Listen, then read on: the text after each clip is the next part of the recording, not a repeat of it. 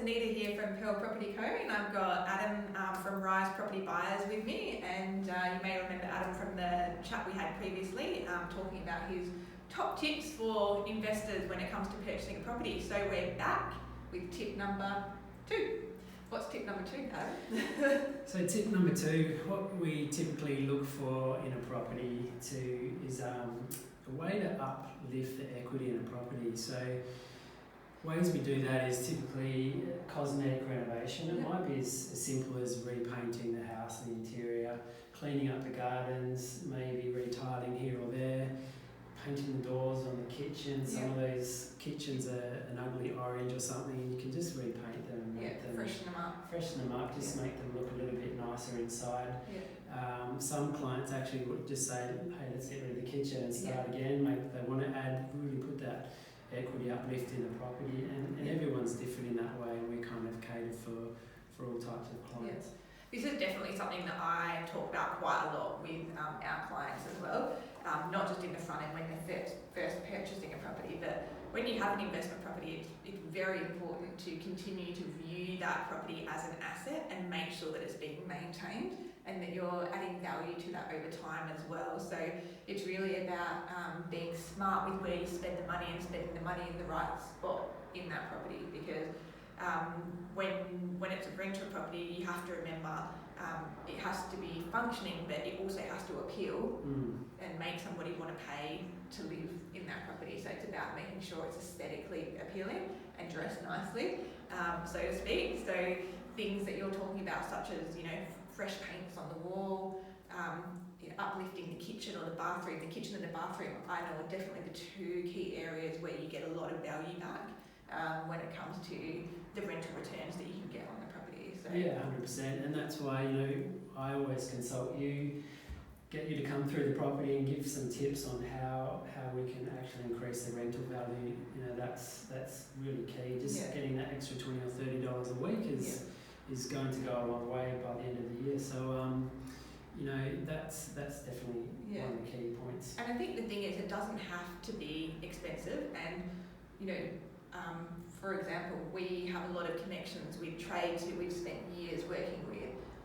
We know that the value is there with them. We know that they're going to do a good value job for a fair price. So a lot of the time it really is about the people that you know and the relationships that you have as well when it comes to adding value to that asset. So I guess another example could be where you have a client who needs help finding the property, but has a trade background themselves, so they've got the ability to add that themselves without having to outsource that to a trade. But that's a perfect situation for someone who is hands-on, has the skills to be able to improve that property and add that value to it themselves right at the front end, and obviously through the course of time as well. Yeah, exactly. And there's other ways to add value would be to maybe there's a formal dining room that you can convert to a 4th bedroom. So doing that, you're increasing the value of the property. It was a 3-bedroom property, and now you're turning it into a 4-bedroom. So straight away you're adding value to that property, and you're also increasing the yield because now you can rent it out as a 4-bedroom.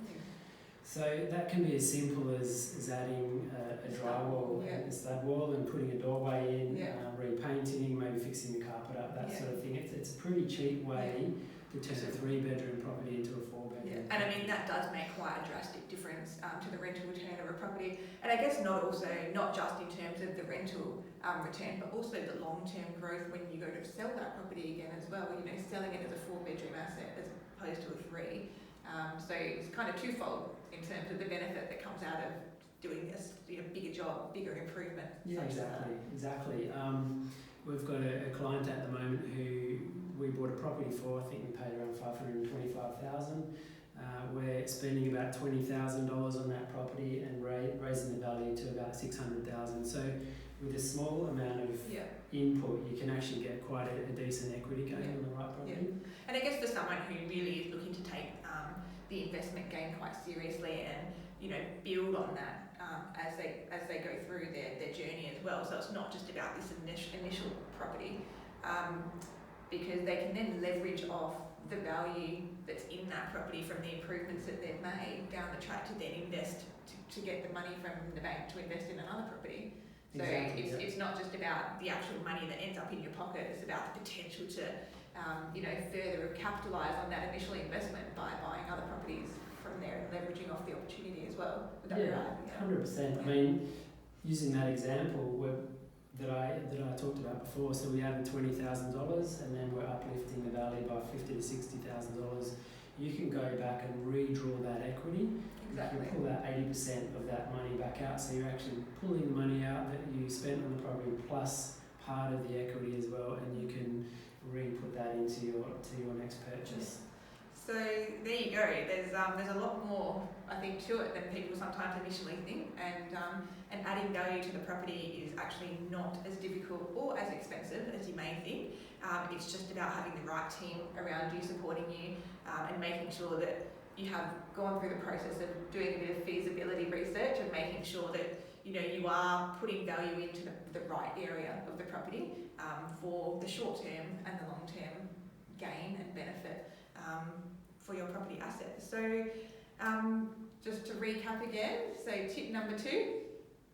Tip number 2, so we're looking to be able to add value to a property and uplift the equity as quick as possible, and that's putting a little bit of money in, a bit of sweat equity maybe, and getting that value of that property up. Perfect. So if you've got any questions that either Adam or I can answer for you, we're very happy to do so please reach out. And thanks very much. We'll be back with tip number 3 very soon. Thanks, you. Anita.